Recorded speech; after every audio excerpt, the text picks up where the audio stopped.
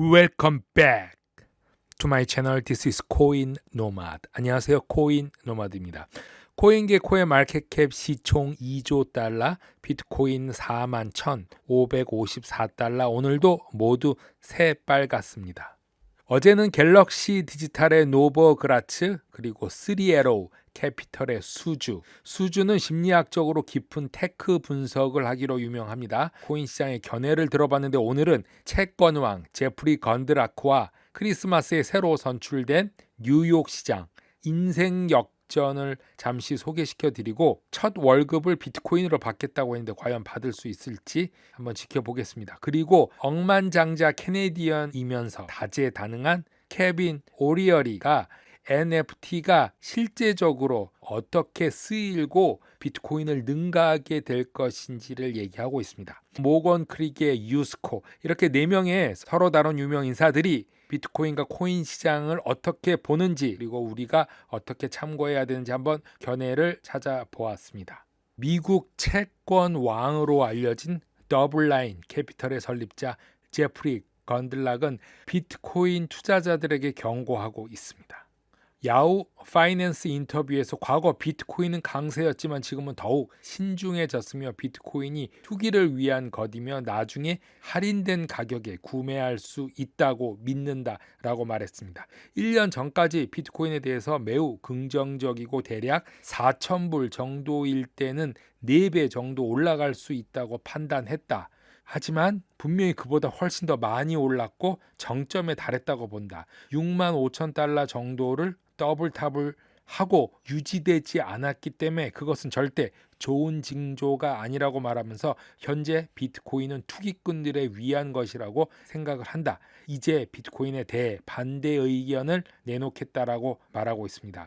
많은 사람들이 1,000달러에 비트코인을 샀고 6만 달러를 버는데 시간이 조금 걸렸다라고 말하면서 제 생각에는 더 싸게 살 수 있는 기회를 얻을 수 있을 것 같다. 지금 가격에서 2만 불 정도 하락해서 약 25,000달러가 적당하다고 생각한다 라고 말하고 있습니다. 크리스마스 때 당선된 새 뉴욕 시장 에릭 아담스에 대해서 말씀드리겠습니다. 에릭 아담스가 첫 월급은 비트코인으로 받겠다. 코인계의 돌풍을 일으키기도 했죠. 첫 당선된 날 한 일은 9.11에 전화를 건 것이라고 합니다. 특이한 행동을 트렌드 마크로 하는 이 에릭 아담스, 두 가지로 보겠습니다. 처음에 코인에 관계된 것, CNBC의 스쿼크박스 인터뷰에서 뉴욕 시장은 자기가 비트코인으로 한 약속들을 재차 지키겠다고 말하고, 물건이 하락할 때가 가장 사기 좋은 때다라고 비트코인을 강하게 밀어붙이고 있습니다. 비트코인 암호화폐 시장이 계속 하락을 거듭하고 있는데 가끔은 물건이 떨어질 때가 가장 좋은 때이기 때문에 다시 오를 때 당신은 좋은 수익을 올릴 것이다. 친절하게 어떻게 거래하는지까지 자세하게 알려주었습니다. 11월 에릭 아담스는 트위터를 통해서 시장이 되면은 비트코인으로 첫 3번 급여를 받겠다라고 약속을 했습니다. 그가 암호화폐로 월급을 받으면 첫 번째 정치인이 될 것이라고 합니다.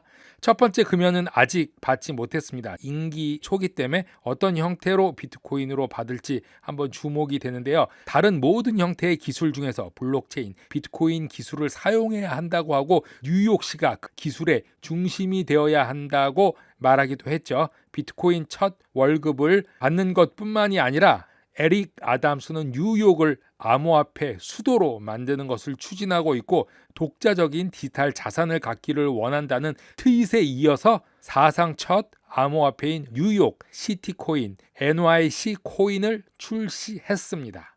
에릭 아담스는 새해 첫날 자정 직후 취임 선서를 하고 범죄로 얼룩진 코로나로 지친 도시에 새 일자리를 찾겠다고 약속했습니다. 왜 중요하냐? 뉴욕 문제는 미국 전체의 문제가 되었고, 특히 팬데믹 동안은 뉴욕이 다른 도시보다 악화되기도 했죠.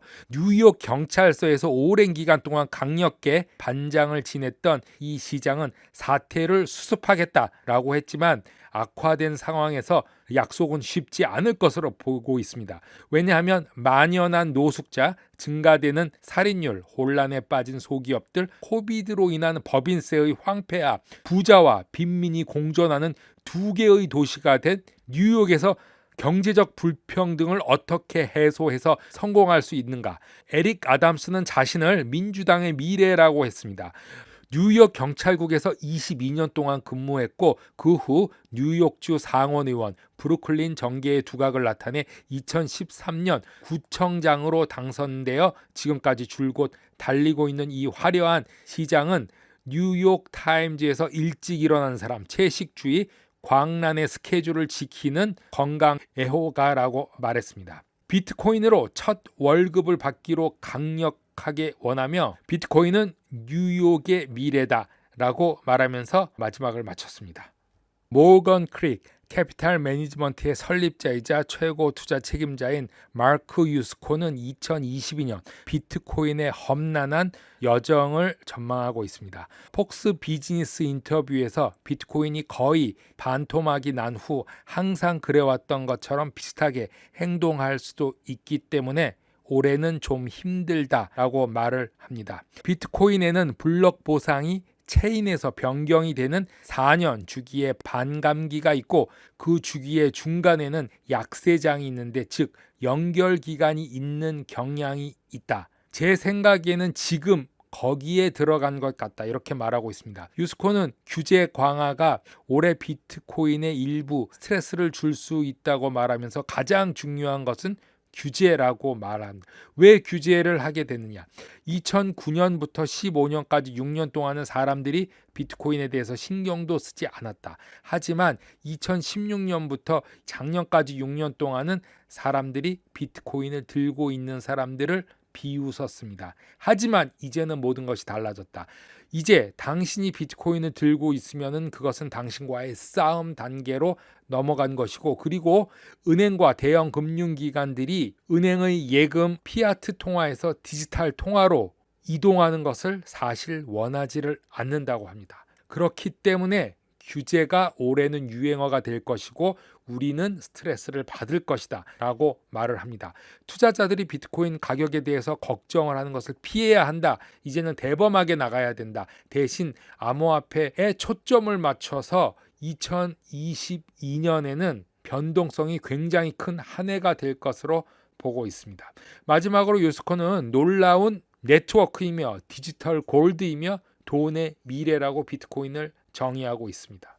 CNBC와의 인터뷰에서 케빈 오리어리는 NFT의 실제 사용 사례 때문에 결국 비트코인을 능가할 것으로 믿는다라고 말했습니다. 향후 몇 년 동안 온라인 상에서 인증, 보험 정책, 부동산 양도세 등 측면에서 많은 움직임을 보게 될 것이고 NFT는 비트코인만의 시장보다도 잠재적으로 훨씬 더 크고 유동적인 시장이 될 것이라고 말했습니다. NFT는 스포츠, 기념품, 예술 같은 특정 디지털 자산의 소유권을 인증하는 고유한 가상 토큰이지만 실제적 물리적 자산의 소유권을 토큰화하려는 시도 때문에 엄청난 성장을 이룰 것인데 이것이 업계 성장의 핵심이라고 말을 합니다. 또 포브스 인터뷰에서는 오리어리는 시계 산업의 백서 와일리스트를 토큰화하기 위해서 NFT 프로젝트에 투자를 하고 있는데 NFT는 인증, 재고 관리, 자산 모든 종류의 사용 사례와 관련돼서 많은 가치를 제공하고 시계 산업의 시계 수집에 있어서 부정회기가 너무 많기 때문에 이렇게 투자하기 시작했다면서 NFT에 연결된 다이얼의 고해상도 스캔을 사용하면 시계 부정행위를 제거할 수 있다고 이렇게 말하고 있습니다. 코인 노마드 오늘은 여기까지 하겠습니다. 감사합니다.